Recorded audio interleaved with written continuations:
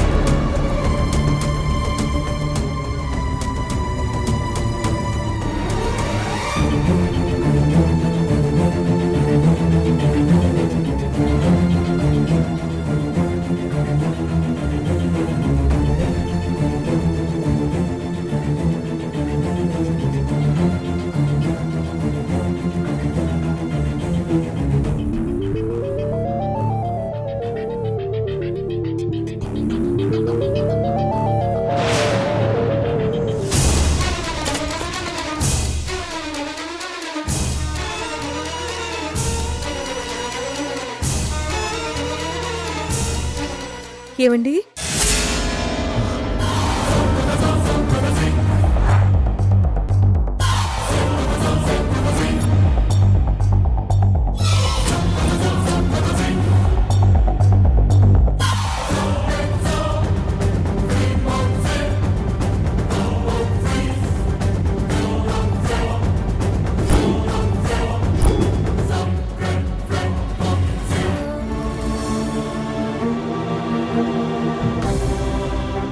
ప్రభు గారు లేవండి. అరే ఇదిగోండి, మీ పెన్ నాకు దొరికింది, తీసుకోండి.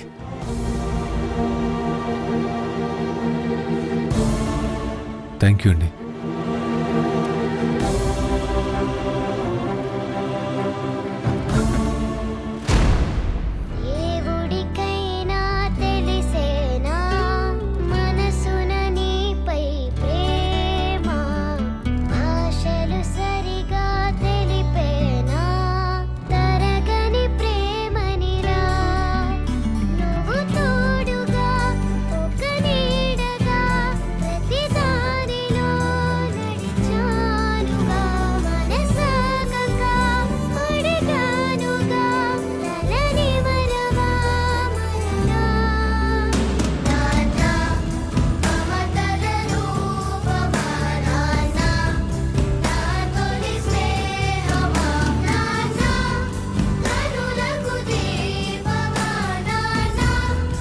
తరుణ్ గారు, ఎంతసేపు అయింది మీరు వచ్చి? ఉండండి, నేను కాఫీ తీసుకొస్తాను. వద్దండి,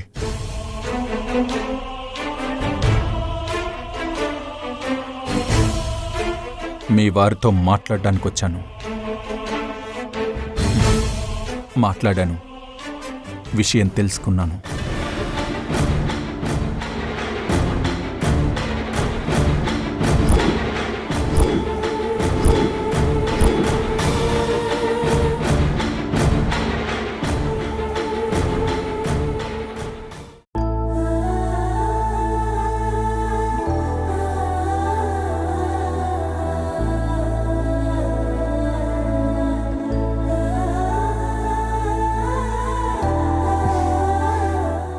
వస్తాను.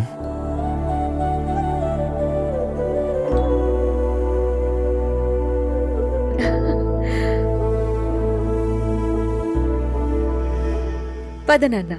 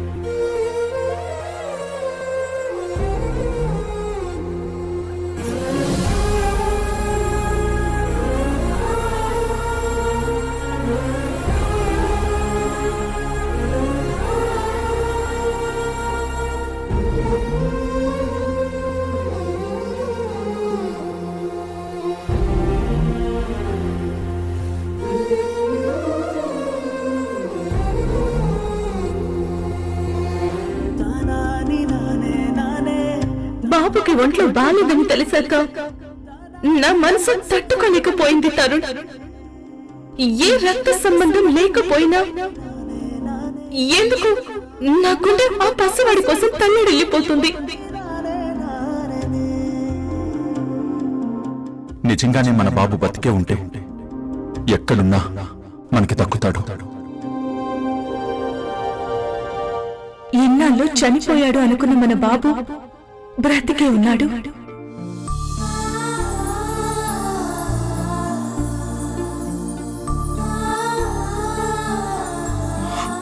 ఇప్పుడేం చేయాలి? మురారి తన కొడుకే అని నిజం తెలిస్తే హారిక క్షణం కూడా ఆగకుండా బాబుని తెచ్చుకుందామంటుంది. మురారి వేరే వాళ్ల బిడ్డ అని అనుకుంటున్నప్పుడే హారిక తన మీద ఎంతో ప్రేమను చూపిస్తూ తన కోసం పరితపిస్తూ ఉంది. అలాంటిది ఇప్పుడు మురారి తన కొడుకు అని తెలిస్తే పరుగు పరుగున వెళ్లి తన కొడుకుని తెచ్చుకుంటుంది. అది చూసి ఆ సునంద గుండె ఆగిపోతుంది. అసలిప్పుడు ఏం చేయాలి? ఒక తల్లికి న్యాయం చేయడం కోసం ఇంకో తల్లికి అన్యాయం చేయాలా? ఒక తల్లికి అమ్మ ప్రేమను అందించడం కోసం ఇంకో తల్లి ఉసురు పోసుకోవాలా?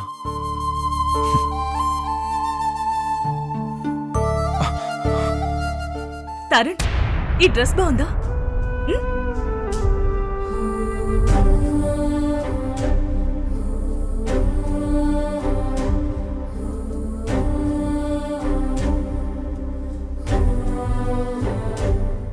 ఇందాక కూరగాయల కోసం మార్కెట్కి వెళ్ళినప్పుడు ఒక షాప్ లో ఇది కనిపించింది. ఈ డ్రెస్ మురారికి అయితే బాగుంటుందని అనిపించి వెంటనే కొనేశాను.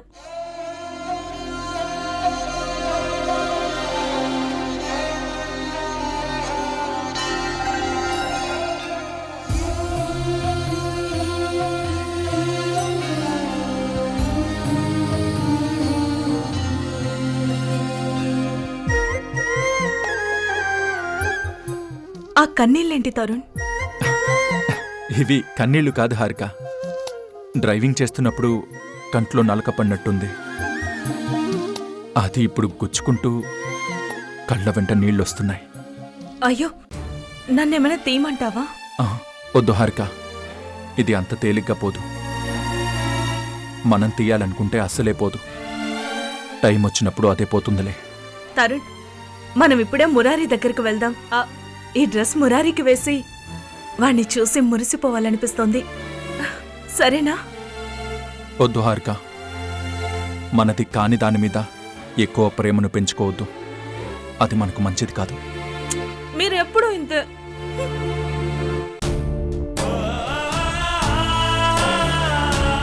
భగవంతుడా, నాకెందుకు ఇంత పెద్ద పరీక్ష పెట్టావు? నన్నెందుకు ఇలా శిక్షిస్తున్నావు? నాన్న కిరణ్, చాలా రోజుల తర్వాత ఇంటికొచ్చావురా. రా, కలిసి భోంచేద్దాం. మీతో అందరితో కలిసి భోంచేయడానికి మీలో ఒకరిని కాదు కదమ్మా. అదేంట్రా అలా అంటావు? విడిగా బయట ఉన్నంత మాత్రాన నువ్వు బయటివాడివి అయిపోతావా? మాతో కలిసి ఉండనంత మాత్రాన కానివాడివి అయిపోతావా?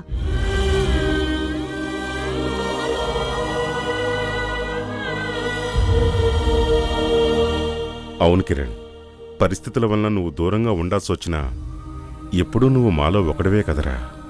లేదు నాన్న, సర్వస్వం అనుకున్న వాళ్లే కారణం లేకుండా దూరం పెడుతున్నప్పుడు నేను ఇంటికి ఎలా దగ్గర కాగలను?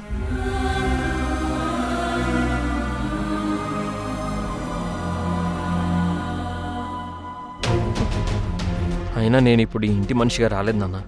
తరుణ్తో పనుండొచ్చాను. చెప్పు కిరణ్, ఏం పని మీద వచ్చావు?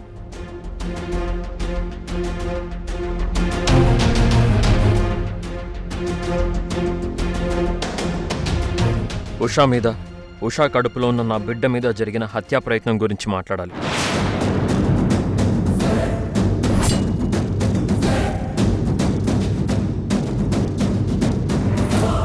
ఇదెవరో కావాలని చేసిన కుట్ర అని తెలిసాక కూడా నువ్వింకా ఎందుకు సైలెంట్గా ఉన్నావో తెలుసుకోవాలి. కిరణ్, ఉషా రెగ్యులర్గా వాడే విటమిన్ టాబ్లెట్స్లో అబార్షన్ టాబ్లెట్స్ కలిపిన మాట వాస్తవం. కానీ అది ఎవరో కావాలని చేశారని మనం అనుకోవడం కేవలం అనుమానం మాత్రమే.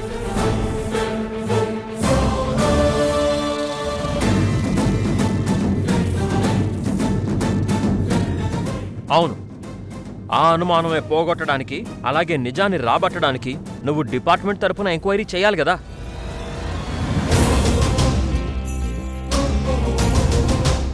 అలా చేసినప్పుడే కదా అసలు దోషులెవరో బయటపడేది. ఇంత నీచానికి దిగజారిన వాళ్ళని సాక్ష్యాలతో పట్టుకొని అరెస్ట్ చేయకపోతే వాళ్ళకి మరో అవకాశం ఇచ్చినట్టు అవుతుంది.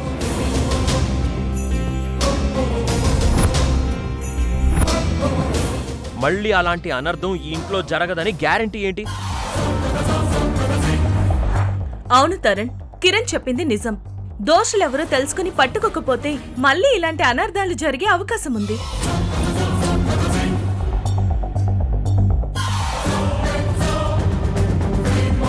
మీరు వెంటనే ఎంక్వైరీ చేసి తప్పు చేసిన వాళ్ళని అరెస్ట్ చేయండి.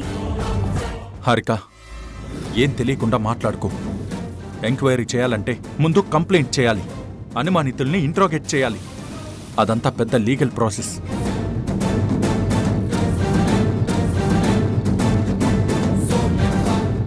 ఓహో, నువ్వు అన్నయ్యవి కాబట్టి, డిపార్ట్మెంట్లో ఉన్నావు కాబట్టి నిన్ను మామూలుగా అడిగాను. కావాలంటే నేను స్టేషన్కి వచ్చి కంప్లైంట్ కూడా ఇస్తాను.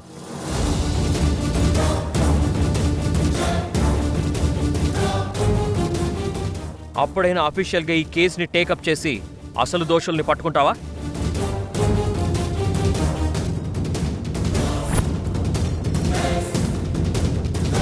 కిరణ్, ఇప్పుడు ఇదంతా అవసరమంటావా? తరుణ్, నిన్న కూడా నువ్వు ఇలాగే అన్నావురా. అసలు నీకేమైంది?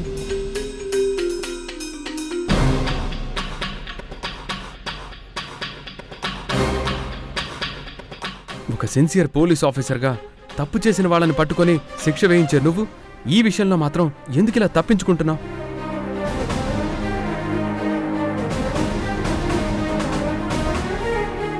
తను ఎప్పుడైనా ఇక అదే మాట అంటాడు, అదే మాట మీద నిలబెడతాడు. అంతేక తరుణ్?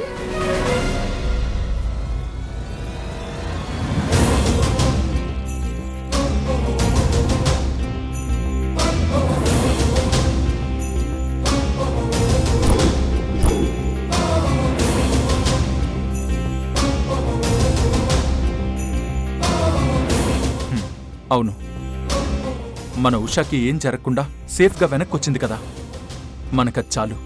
ఈ కేసులన్నీ ఎందుకు?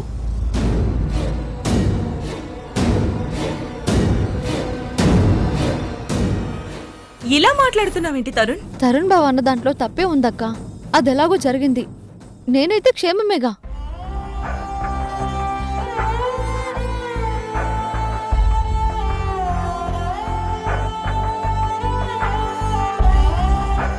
ఇప్పుడు అనవసరంగా కేసులు అవి పెట్టుకుని ఇంటి పరువుని బజార్కి ఈడ్చడం అవసరమా?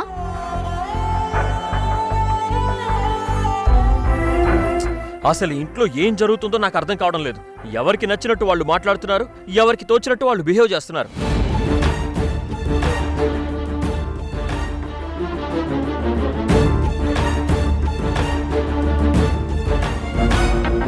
మీకు ఇష్టం వచ్చినట్టు చేసుకోండి. కిరణ్,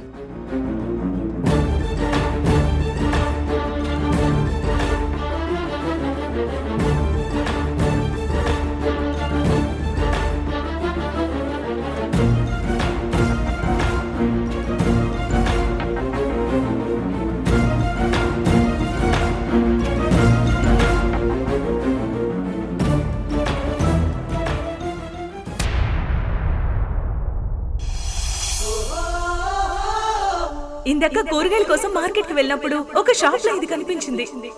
ఈ డ్రెస్ మురారికి అయితే బాగుంటుందని అనిపించి వెంటనే కొనేశాను.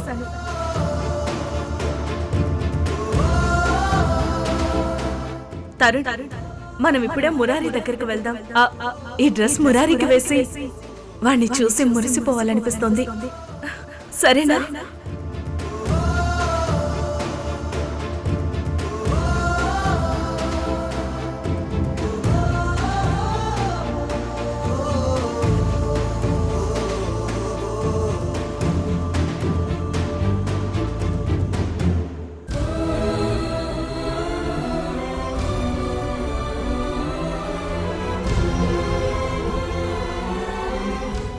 ఏమైంది తరుణ్? కన్న కొడుకుని కళ్ళ ఎదుటే పెట్టుకుని మనసారా ఎత్తుకుని ముద్దాడే అవకాశం కూడా లేని తండ్రిని అయిపోయాను. నా పరిస్థితి చూస్తే నాపై నాకే జాలి కలుగుతుంది. మిమ్మల్ని ఇలా చూస్తూ నేనెంత బాధపడుతున్నానో మీకు తెలియదు తరుణ్. కానీ తప్పదు, భరించేవాడికి దేవుడు బాధలిస్తాడు అంటారు. మన విషయంలో కూడా అదే జరుగుతుంది. అవును, మురారి నా బిడ్డ అని తెలిసాక వాడికి దూరంగా ఉండాలి అంటే నరకంలా ఉంది. ఇదే విషయం హారికకి తెలుసుంటే మురారిని తీసుకెళ్లేదాకా వదిలిపెట్టేదే కాదు. ఆ విధి ఆడుతున్న ఆటలో మనమిద్దరం కేవలం ఆట బొమ్మల్లాగా మిగిలిపోయాం.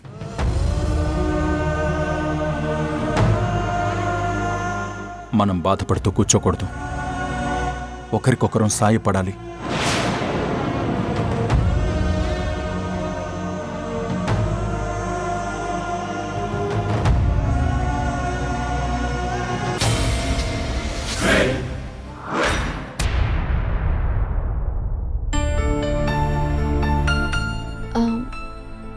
ఆఫీస్ దగ్గర డ్రాప్ చేసినందుకు థ్యాంక్స్ బావగారు. థ్యాంక్స్ దేనికమ్మా, ఇది నా బాధ్యత. సాయంత్రం నేను క్యాబ్ బుక్ చేస్తాను, మీరు రానవసరం లేదు. సరే అమ్మా.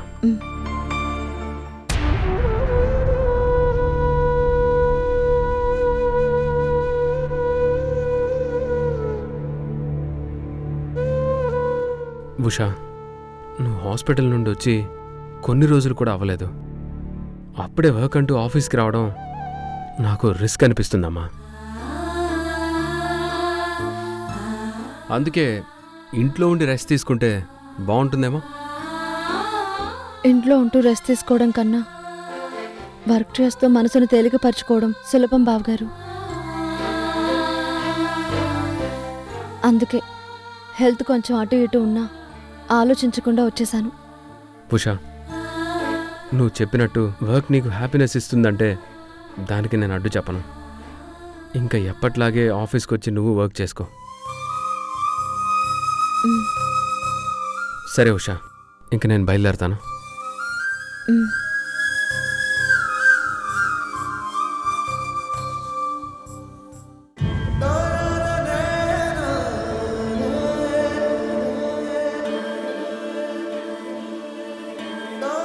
కిరణ్,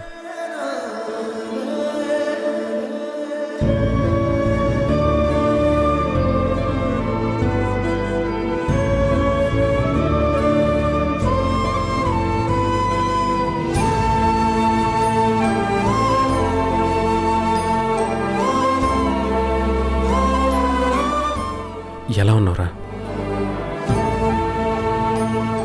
ఉషా లేకుండా ఎలా ఉంటానో నీకు తెలీదా అన్నయ్య?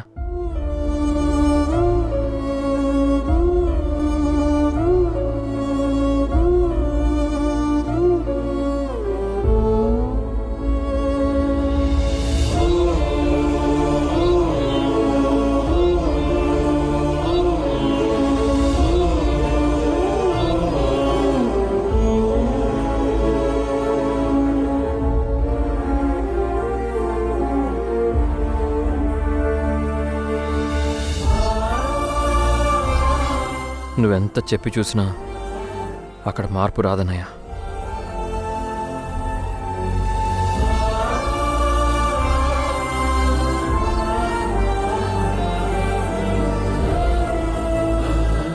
సరేరా, నేను బయలుదేరుతాను.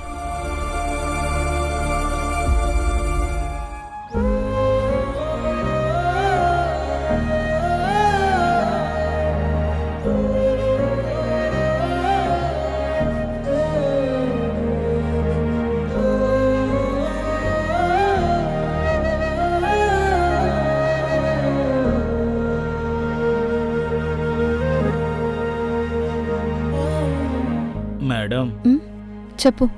కిరణ్ సార్ గురించి గతంలో మీ దగ్గర తప్పుగా మాట్లాడుంటే క్షమించండి మేడం.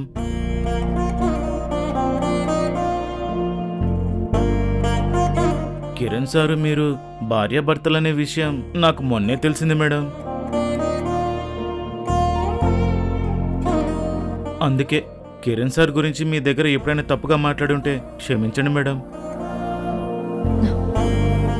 పర్లేదు. Thanks madam. రాలేటి చుక్కల్లో చీకట్ల వాకిట్లో చూస్తుంది లేరే శిశికై రానంటే రానంటూ నీ జతే వద్దంటూ మిగిలించి జాబిల్లి నిశినే తగిలే పొడి పొడి మాటలకే పగిలే తెల్ల తెల్లని మనసేలే పోగేసి ముక్కల్ని అతికించగా చూసినా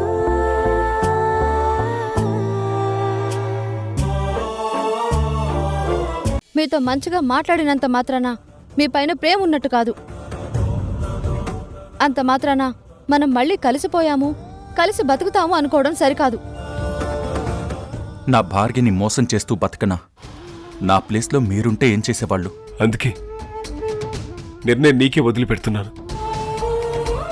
రెవెన్యూ పరంగా డెవలప్ అయితే తప్ప మనం కంపెనీని కాపాడుకోలేమని అంటున్నారు. అందుకే మనం ఇమీడియట్గా ఏదో ఒక యాక్షన్ తీసుకోవాలి. మేఘనా, అమ్మ చెప్పినట్టు ఇంకా మాట్లాడుకోవడానికి ఏమీ మిగలలేదు. నువ్వు చేసిన కర్మ నువ్వు అనుభవించాల్సిందే.